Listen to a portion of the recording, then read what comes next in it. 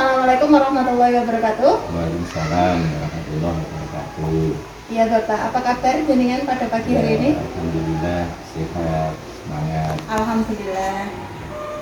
Saya di sini mau bertanya Bapak, apakah selama ini Anda mengidentifikasi kasus yang merupakan dilema etika atau bujukan moral di sekolahan kita ini Bapak, di SD Negeri Batasingon 2?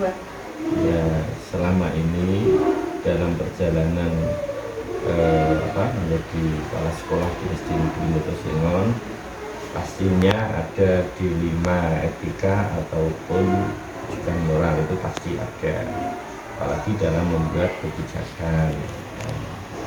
Tapi selama ini tetap berjalan karena apa? Karena kita melangkah dengan sesuai dengan peraturan yang ada, kemudian hati nurani kita atau sesama kita bangun kepercayaan, dan kita semua dituntun dengan akal sehat dan hati nurani akal budi. Itu Oh iya Bapak, bagaimana Anda menjalankan pengambilan keputusan di sekolah kita ini Bapak, terutama untuk kasus-kasus mana yang ada dua kepentingan sama-sama benar dan sama-sama mengandung nilai kebajikan Bapak? Ya, jika ada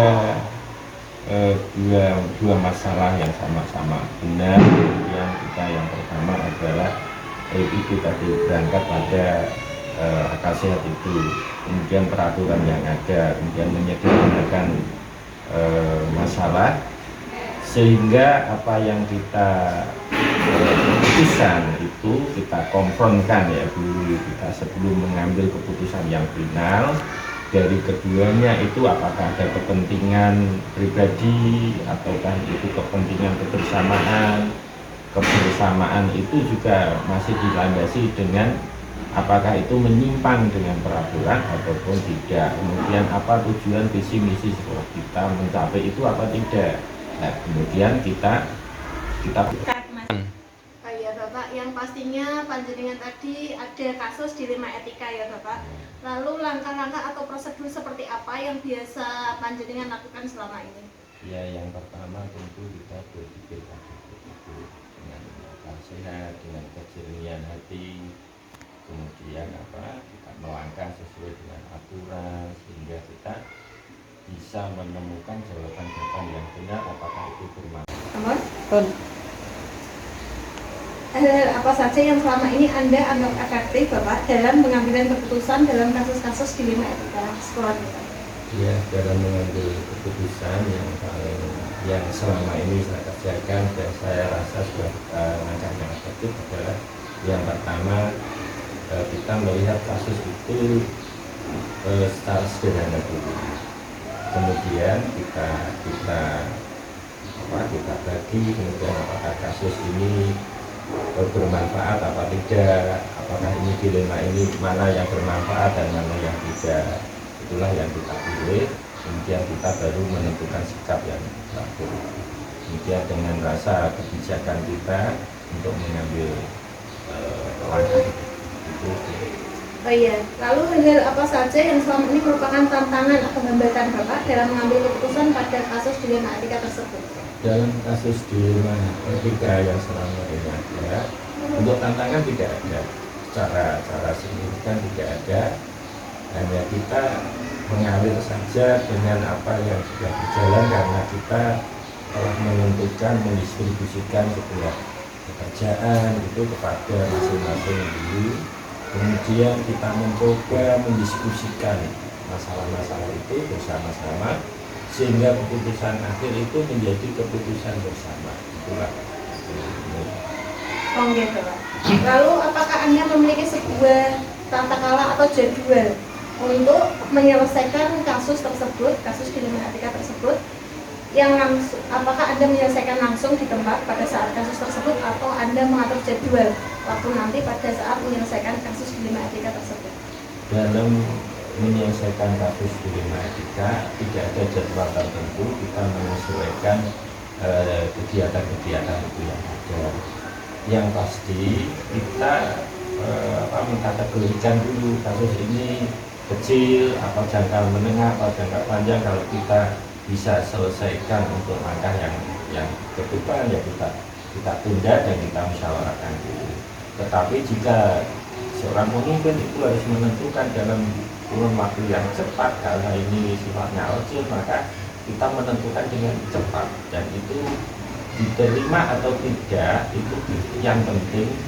Apa yang kita kebijakan, apa yang kita putuskan itu sudah sesuai dengan aturan yang ada, kemudian visi-visi sekolah kita, tujuan sekolah kita itu ya sudah ada, dan kita sesuaikan dengan kegiatan-kegiatan yang Iya Bapak, untuk selanjutnya adakah seorang atau faktor-faktor yang selama ini mempermudah atau membantu Anda dalam pengambilan keputusan dalam kasus dilema etika yang ada di sekolah kita ini Bapak?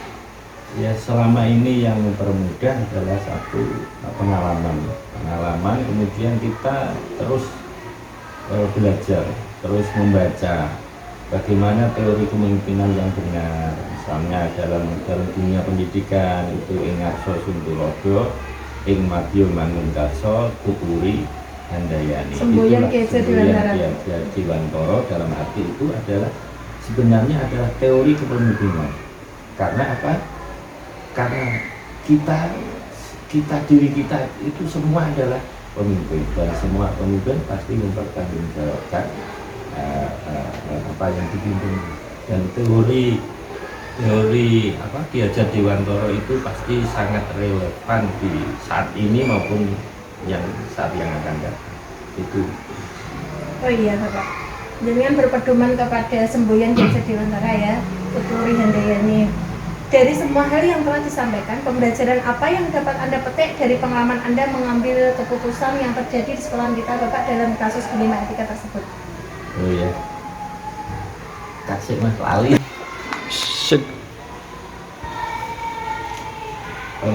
Dalam mengambil keputusan atau apa tadi langkah-langkah yang harus kita, yang pertama adalah mengidentifikasi masalah, kemudian pengujian apakah dengan langkah seperti ini benar atau salah, itu kita uji, dan dari pendapat atau kesimpulan yang satu dengan kesimpulan yang lain, keduanya itu kita konfrontkan, dibenturkan, kemudian untuk menemukan apa, diuji, dibenturkan, kemudian agar menemukan kesimpulan yang paling benar. Itulah yang harus kita lakukan untuk masa-masa yang akan datang dalam mengambil keputusan jika kita menghadapi tadi masalah yang sama-sama benar, kemudian atau masalah yang antara benar dan salah.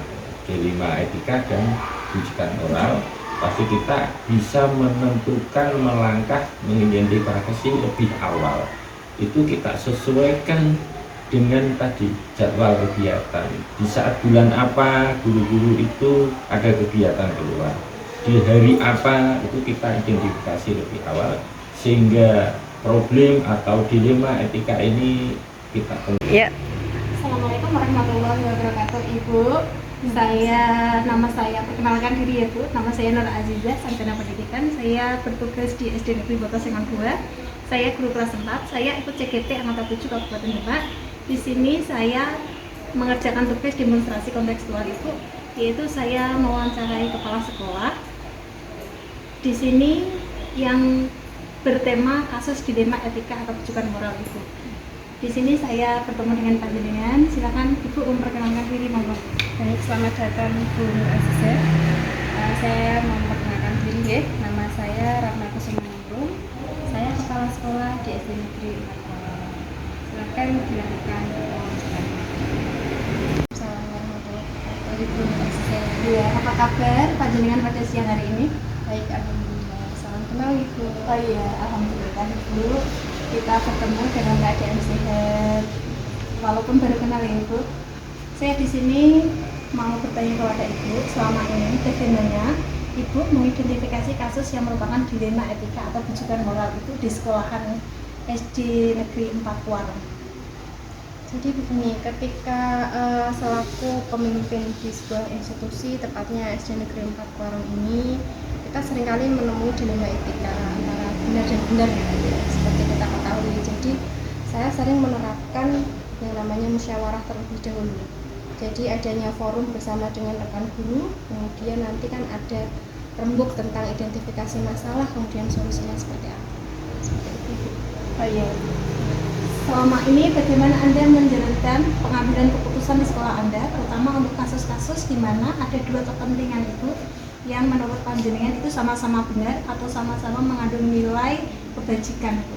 Ya, jadi ketika menemui dua hal yang dinilai keduanya benar, kita bisa menerapkan memilih di antara salah satunya itu dengan prinsip yang penting tidak mencederai nilai-nilai yang kita junjung bersama. Itu yang pertama sih. Karena setiap institusi kan punya nilai keterbukaan dan lain sebagainya yang perlu dijaga. Kemudian tidak melanggar norma maupun hukum juga yang seperti itu biasanya. Hal apa saja yang selama ini Anda anggap efektif dalam pengambilan keputusan pada kasus-kasus dilema etika itu? Ya, dalam segala kasus terutama dilema etika di kedua kebenaran gitu, yang saling versus tadi itu mengedepankan musyawarah. Jadi yang penting kita bertanggung jawab dan keputusan tersebut bisa disepakati bersama. Oh iya. Apakah Anda memiliki sebuah tata kala atau jadwal tertentu dalam menyelesaikan sebuah permasalahan itu? Atau mungkin Anda mempunyai tempat tersendiri, atau mungkin Anda mengatur jadwal waktu? Oh, saya nanti mau menyelesaikannya pada hari ini, pada jam ini, dan bentuk atau prosedur seperti apa yang Anda jalankan? Ya, betul Bu, karena ketika kita menemui masalah itu kan ada dua jenis, yang satu spontanitas, yang satu terjadwal. Saya katakan demikian karena ada masalah yang memang harus ketika itu diputuskan. Namun dalam hal ini yang saya ceritakan yang berjadwal itu saya susun dulu kapan waktu untuk bertemu dengan teman-teman. Kemudian tidak satu hari itu terselesaikan. Besok kemudian kita juga tidak boleh memutuskan sesuatu itu berdasarkan pada kepentingan diri sendiri, harus mempertimbangkan banyak hal sehingga bisalah beberapa hari itu dipertimbangkan. Jadi kadang kalanya ada yang dijadwalkan, ada kalanya menyesuaikan keadaan itu. Kalau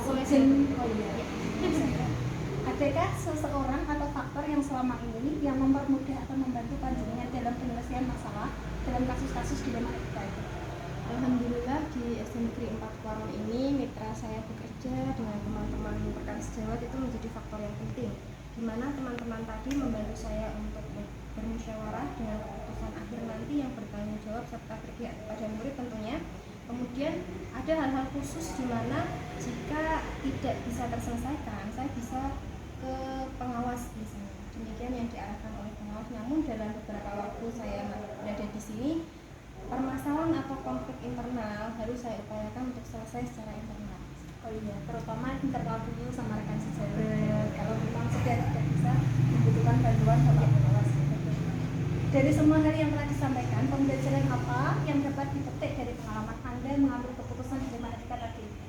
Betul, kalau saya merefleksikan diri itu, setiap mengambil keputusan tidak boleh tergesa-gesa. Ada tahapan-tahapan yang harus dilalui, yang harus dipertimbangkan dan masalah. Oh iya, itu luar biasa itu. Terima kasih atas pertemuan kita hari ini. Semoga kita dapat dipertemukan di lain hari di waktu lain hari. Terima kasih Ibu. Wassalamualaikum warahmatullahi wabarakatuh. Waalaikumsalam. Yang penting segala sesuatu itu ujungnya muaranya adalah untuk keberpihakan kita pada murid. Begitu. Oh iya, Bu. Langkah-langkah atau prosedur seperti apa yang biasa Ibu lakukan selama ini dalam mengatasi tadi dilema etika dua masalah tadi? Jadi ketika kita menemui masalah, pertama secara pribadi dulu saya mengidentifikasi dengan menuangkan ide-ide saya catatan khusus. Nah nanti itu dibawa ke dalam forum yang diadakan bersama dengan rekan guru sebagai partner. Nanti dalam forum tersebut kami biasa bermusyawarah, kemudian musyawarah itu akan muncul solusi-solusi dan dari situ akan ada sisi lain atau sudut pandang yang diberikan oleh guru-guru lain. Metodenya seperti itu biasanya. Oh iya. Hal apa saja yang selama ini Anda anggap efektif dalam pengambilan keputusan pada kasus-kasus dilema etika itu? Ya, dalam segala kasus terutama dilema etika di kedua kebenaran gitu, yang saling versus tadi itu mengedepankan musyawarah. Jadi yang penting kita bertanggung jawab dan keputusan tersebut bisa disepakati bersama. Seperti itu biasanya. Oh iya. Hal apa saja yang selama ini Anda anggap efektif dalam pengambilan keputusan pada kasus-kasus dilema etika itu? Ya, dalam segala kasus terutama dilema etika di kedua kebenaran gitu, yang saling versus tadi itu mengedepankan musyawarah. Jadi yang penting kita bertanggung jawab dan keputusan tersebut bisa disepakati bersama. Gitu sih. Oh iya. Apakah Anda memiliki sebuah tata kala atau jadwal tertentu dalam menyelesaikan sebuah permasalahan itu? Atau mungkin Anda mempunyai tempat tersendiri, atau mungkin Anda mengatur jadwal waktu? Oh, saya nanti mau menyelesaikannya pada hari ini, pada jam ini, dan bentuk atau prosedur seperti apa yang Anda jalankan? Ya betul Bu, karena ketika kita menemui masalah itu kan ada dua jenis, yang satu spontanitas, yang satu terjadwal.